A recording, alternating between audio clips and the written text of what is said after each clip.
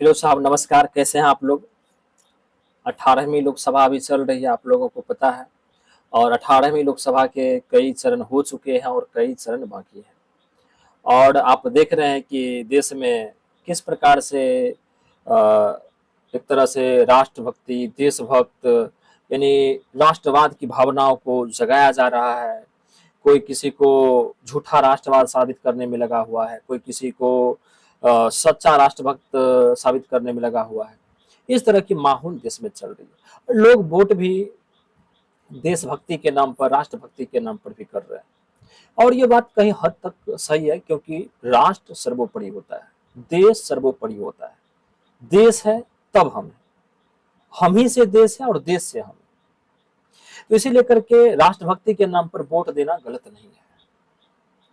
लेकिन कुछ पार्टियां इसको इस तरह से पेश करती है जैसे लगता है कि वो पर्सनल पार्टियां ही, कुछ राजनीतिक पार्टी ही राष्ट्रभक्त है, देशभक्त है। बाकी सारी पार्टियां, अगर वर्तमान सरकार का अगर आप विरोध कर दें, एक शब्द भी बोल देना वर्तमान सरकार के खिलाफ, तो आप देशद्रोही घोषित हो जाएंगे। जबकि एक बात याद रखिए कि जब भी कोई व्यक्ति आपके अंदर कमी ढूंढता है, तो याद रखिएगा कि आपकी भलाई के लिए कमी ढूंढता है, ताकि उस कमी को आप दूर करके आप बेहतर से बेहतर इंसान बन पाए। लेकिन वर्तमान सरकार ऐसा नहीं सोचती है। वर्तमान सरकार ये सोचती है कि अगर हमारा विरोध कर दिया जाए तो वो देशद्रोही हो गए। मैं आपसे पूछना चाहता हूं, राष्ट्रभक्त कौन है, देशभक्त कौन है? ये आपसे पूछना चाहता हूं। अग्निवीर जो सेना की नौकरी परमानेंट हुआ करती थी, अस्थाई हुआ करती थी, और उस नौकरी को 4 साल कर देना, क्या देशभक्ति है? मैं इसलिए पूछ रहा हूं क्योंकि सबसे बड़ा देशभक्त अगर देश का होता है तो वो एक सेना होता है, जो अपने परिवार को छोड़ करके, अपने माँ बाप को छोड़ करके, हर कुछ छोड़ करके, अपने गांव समाज को छोड़ करके सीने पर गोली खाने के लिए वो सीमा पर रहता है। और उससे बड़ा देशभक्त कोई नहीं हो सकता है, कोई नहीं। क्योंकि 24x7 वो गोली खाने के लिए तैयार होता है। और उसकी राष्ट्र भावनाओं को मैं सलाम करता हूं। उतनी जज्बा किसी में नहीं हो सकता है।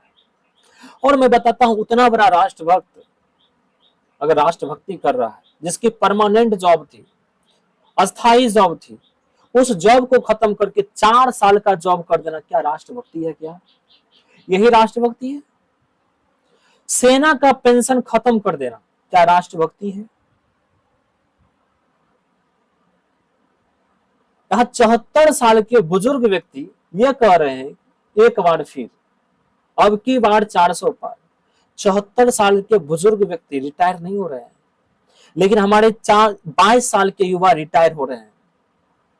मैं आपसे पूछना चाहता हूं, कभी उस युवा का दर्द आप समझे हैं, जो युवा इस देश की सेना में शामिल होने के लिए, इस देश की सेवा के लिए अपने जज्बात को पूरी तरह से लगा देते हैं दांव पे? आप कभी उसको फील किए हैं स्टार्टिंग से उस युवाओं को? क्योंकि मैं उस युवाओं को देखा हूं, मैं उस युवाओं के साथ रहता हूं।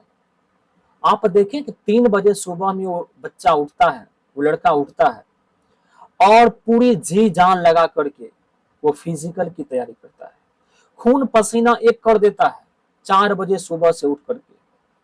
अपने शरीर को शरीर नहीं समझता है। क्यों? इस देशभक्ति के जज्बा के कारण। और वो दिन रात एक करके के किसी तरह से भारतीय सेना में शामिल होती है, और मात्र जब 22 साल के होता है तब आप कहते हैं कि आप रिटायर हो गए। तो क्या इस देश को चलाने वाला 74 साल का बुजुर्ग रिटायर नहीं होता है?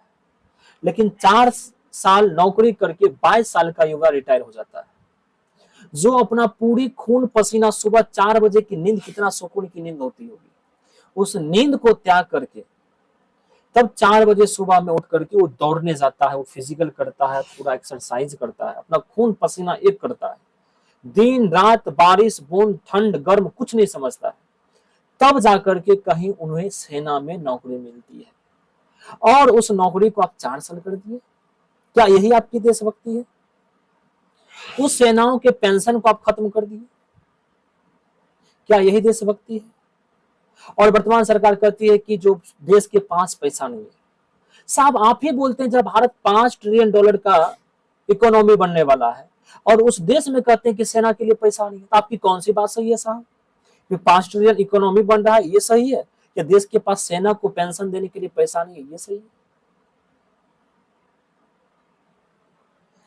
तो फिर अगर मैं ये भी लेता हूं कि देश के पास पैसा नहीं है, तो फिर मैं ये पूछना चाहता हूं कि एक दिन का कोई विधायक बन जाता है, एक दिन का कोई सांसद बन जाता है, तो फिर उसे उम्र भर कैसे पेंशन मिल जाती है, सारी सुविधाएं कैसे मिलती है उसको? इस देश के पैसा से ही ना। तो फिर उसको कैसे दे पाते हैं आप पेंशन, कैसे दे पाते हैं सारी सुविधाएं? क्योंकि देश में तो पैसा ही नहीं है। फिर इन सांसदों को, इन विधायकों को, इन एमएलसीओ को कैसे सुविधा मिल जाता है पूरा जीवन भर तक? बस फर्क कितना है कि एमएलसी, ये विधायक कहीं ना कहीं पहले से पूर्व के मंत्री सांसद के बेटे होते हैं, मुख्यमंत्री के बेटे होते हैं। और क्योंकि ये सारे नेता खुद पर कभी भी वार नहीं करते, खुद पर कभी भी कटौती नहीं करते, अपनी अय्याशी में किसी प्रकार की कोई कमी नहीं करते, लेकिन सेना में किसान का बेटा जाता है, मजदूर का बेटा जाता है, और मजदूर के बेटों के लिए तो कोई मोल है नहीं, उनके जान का तो कोई मोल है नहीं। अभी लोकसभा चुनाव चल रहा है, आप देखिएगा कि जब तक लास्ट तक लोकसभा चुनाव खत्म होगा तब तक पाकिस्तान से उधर से आतंकवादी आ जाएगा, फिर हमारी सेना बहादुरी से लड़ते हुए शहीद हो जाएंगे, और फिर देखिएगा कि जो वर्तमान सरकार है वो घड़ियाली आंसू बहार करके, सांत्वना दे करके कहानी खत्म कर देगी। मैं आपसे पूछना चाहता हूं कि यही देशभक्ति है? तो मैं पूछना चाहता हूं जो परमानेंट अस्थायी रूप से सेना को बहाल की हुई थी वो देशभक्त सरकार थी, या फिर जो 4 साल का नौकरी कर दिया है वो देशभक्त सरकार है? जो सेना को पेंशन दे रही थी वो देशभक्त सरकार है, या फिर जो सेना की पेंशन को खत्म कर दिया वो देशभक्त सरकार है? मैं आपसे पूछना चाहता हूं। अगर आपको जो सवाल सही लगे, जवाब आपको दिल में जो आ रहा है, आप समझ जाइए कि राष्ट्रभक्ति कौन सा है। स्वाभाविक तौर से आप सोचते होंगे जो परमानेंट अस्थायी रूप से सेना को रखे हुए था वो राष्ट्रभक्त हो सकता है, जो पेंशन दे रहा था सेना को, उसके परिवार के बारे में सोच रहा था, वो राष्ट्रभक्त हो सकता है, क्योंकि ये देश सुरक्षित अगर है तो उस सेनाओं से सुरक्षित है। तो फिर ये 4 साल कर देने वाले कैसे राष्ट्रभक्त हो सकते हैं? मैं आपसे पूछना चाहता हूं। और फिर अब आप राष्ट्रभक्ति के नाम पर वोट करिए, और आपको जो लगे कि राष्ट्रभक्त, रियल में राष्ट्रभक्त कौन है और एक नकली राष्ट्रभक्ति का जो ढोंग कर रहा है वो कौन है, आप रियल राष्ट्रभक्ति को वोट करिए, ताकि देश सुरक्षित हो पाए, देश की सेना सुरक्षित हो पाए, देश के जो सेना की परिवार है वो सुरक्षित हो पाए। तब तक के लिए थैंक यू, टेक केयर।